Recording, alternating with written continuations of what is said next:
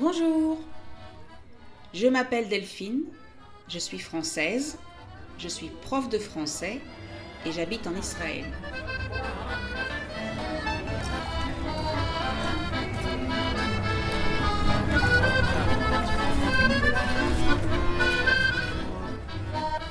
Je veux vous aider à parler mieux en français.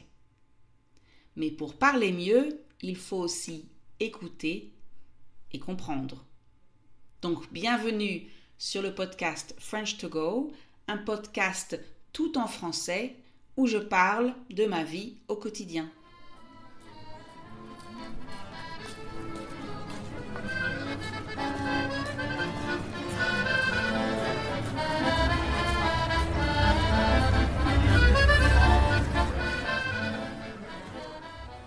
Avant de commencer l'épisode d'aujourd'hui, je voulais vous annoncer qu'il y a beaucoup de choses nouvelles sur le site. Donc, allez faire un tour sur www.frenchcart.com.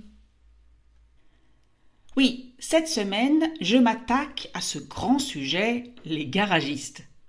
Et je vais même vous dire d'emblée mon opinion. Alors, d'emblée, ça veut dire dès le début, tout de suite. Et pourquoi est-ce que je vais vous dire tout de suite ce que je pense des garagistes ?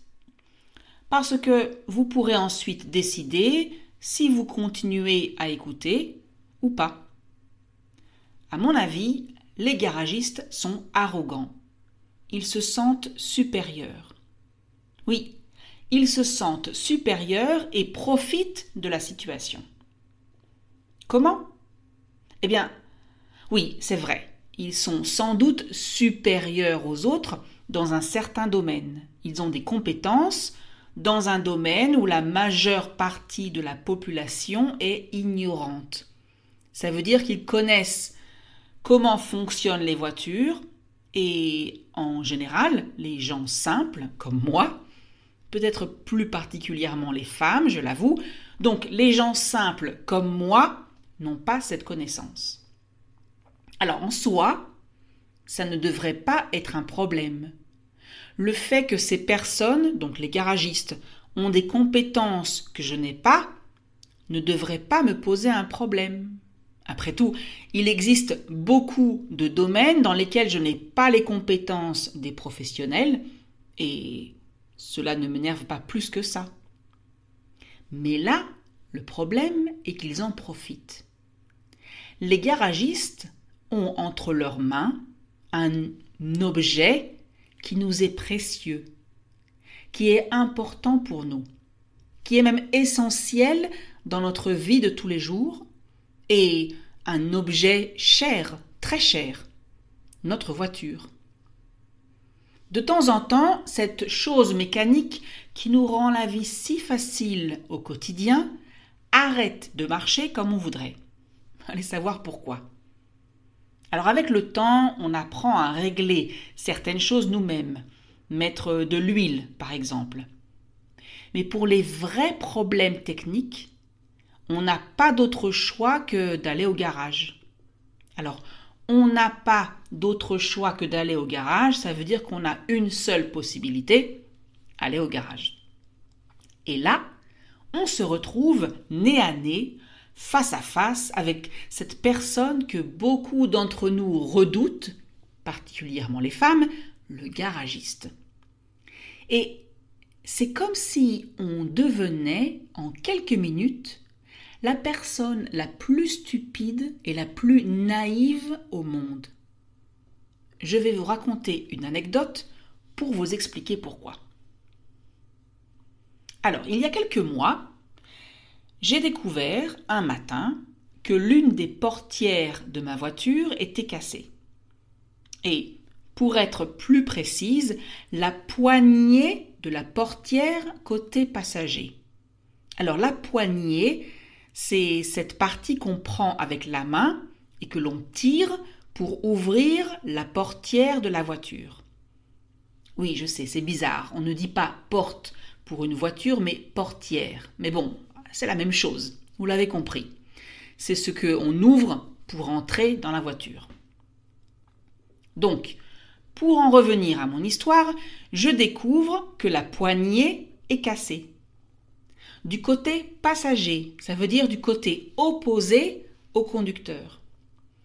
Quelqu'un a manifestement tiré trop fort et elle ne permet plus d'ouvrir la portière. Je vais donc chez mon garagiste qui me conseille son voisin spécialiste de la carrosserie. Alors la carrosserie, c'est tout ce qui constitue l'extérieur de la voiture. Le spécialiste en question regarde ma voiture, me regarde et annonce « Oh, il va falloir commander une poignée pour ce modèle. Vous êtes sûr de vouloir la réparer ?» Je le regarde bizarrement et je réponds « Ben oui, j'ai quand même besoin d'ouvrir la portière de la voiture. » Pourquoi? C'est vraiment cher? Ça dépend. Alors ça, franchement, les « ça dépend » des garagistes, je n'aime pas du tout. Parce que je ne sais jamais de quoi ça dépend. De la voiture? Du modèle? De l'humeur du garagiste? De ma tête? Du solde de mon compte en banque? Alors le solde, ça veut dire l'argent qui reste aujourd'hui sur mon compte. Finalement, le spécialiste me regarde ma voiture et dit « Bon, je reviens ». Il part dans son entrepôt. Son entrepôt, c'est là où on stocke toutes les pièces de voiture et autres. Et il revient avec un grand sourire. « Ah, vous avez de la chance! Il me reste justement une portière du modèle de votre voiture. » Enfin, une poignée de la portière, bien sûr. Et là, en fait, entre nous, j'aurais déjà dû me méfier. Alors, se méfier, ça veut dire se douter que quelque chose n'est pas correct. Il a commencé par dire qu'il faut commander la poignée, il a essayé de me décourager de la changer et 2 minutes après, il a, comme par hasard, exactement la bonne poignée en stock. Mais bon, je l'ai dit au début, il est le professionnel, pas moi.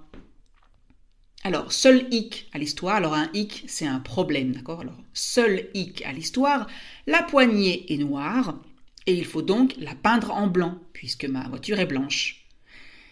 Soit dit en passant, il m'a quand même demandé si je voulais vraiment la peindre ou si j'acceptais de la laisser noire. Là aussi, j'aurais dû me méfier, non? Bref, je continue mon histoire. Il me propose de l'amener chez son autre voisin qui est un spécialiste de la peinture de carrosserie et après quelques minutes, je me retrouve avec un devis que j'accepte. Alors un devis, c'est une estimation du prix que je vais payer. Et 2 heures plus tard, ma poignée de portière est toute neuve. 1 mois passe et 1 mois après, je retrouve la même poignée cassée. Alors que je n'utilise presque pas cette portière et que, franchement, personne ne cherche à voler ma voiture. Ou alors, le voleur serait vraiment stupide parce que, entre nous, si moi je volais des voitures, je volerais une SUV de 2020 et pas une vieille Hyundai petit modèle, d'accord? Donc, je retourne chez mon spécialiste qui, tout à coup, n'est plus du tout aussi serviable que la dernière fois. Et pourtant, je suis venue avec beaucoup de pacifisme. Il m'annonce tout de suite la couleur. Il n'y a pas de garantie sur les poignées de portière. Sur ce, je réponds « Enfin, quand même, vous ne trouvez pas ça bizarre que la même poignée soit cassée 1 mois après alors que je n'ouvre presque pas cette portière ?» Je passe les éclats de voix de la suite. Un éclat de voix, c'est une jolie façon de dire les cris, les engueulades, les disputes verbales. Donc, je passe les éclats de voix. Mon histoire reprend il y a 2 semaines. Parce que je décide, après avoir respiré un bon coup, d'aller chez un autre garagiste pour changer à nouveau la portière. Enfin, la poignée de la portière. Alors là, déjà, je suis plus méfiante. Ça veut dire que je vérifie avec beaucoup plus de questions que le spécialiste sait ce qu'il fait. Et il a l'air de savoir. Il me demande les papiers de la voiture pour avoir les informations exactes sur le modèle. Il me montre en direct qu'il commande la bonne poignée chez un fournisseur. Il me montre le prix, m'explique qu'elle va être noire et qu'il va donc falloir le peindre en blanc. Et là, c'est le moment où j'ai été stupide, encore une fois. Je lui ai raconté ma mésaventure avec le garagiste précédent. Alors, une mésaventure, c'est une mauvaise aventure, donc une mauvaise expérience. Du coup, le nouveau garagiste regarde ma poignée cassée et va passer les 20 minutes suivantes à se moquer de l'autre, de son travail, et il se moque de moi, au passage, en me demandant comment j'ai pu lui faire confiance. Vous voyez là, la colle ? Ça se voit qu'il a juste collé la partie. Comme si je savais faire la différence entre une poignée collée et une poignée... Je ne sais même pas comment on met une nouvelle poignée de portière. Et regardez la peinture. Je regarde la peinture. Franchement, à part le fait que la portière est sale, je ne vois pas de différence. Il vous a pris combien ? Ah ouais ? Vraiment ? Moi, je vais vous prendre la moitié. Au fait, vous avez fait ça chez qui ? Quoi ? Chez lui ?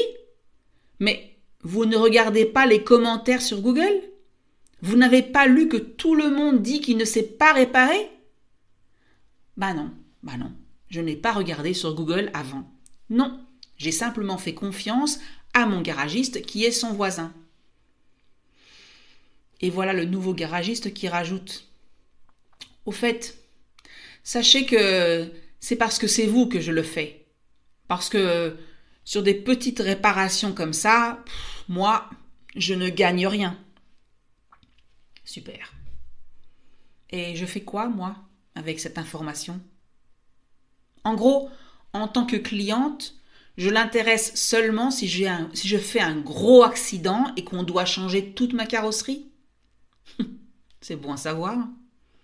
C'est un peu comme si j'allais chez le dentiste à cause d'une petite carie et qu'il me disait « Vous savez, avec vous, je ne gagne rien.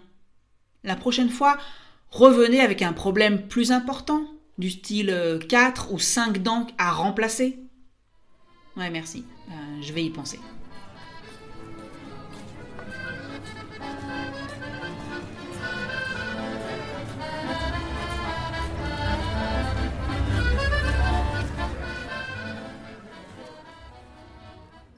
Et voilà, c'est fini pour aujourd'hui. Si vous avez aimé cet épisode, merci de liker, laisser un commentaire et partager. Et si vous voulez pratiquer votre français au quotidien, inscrivez-vous au programme Daily WhatsApp sur le site www.frenchcart.com. Bonne journée!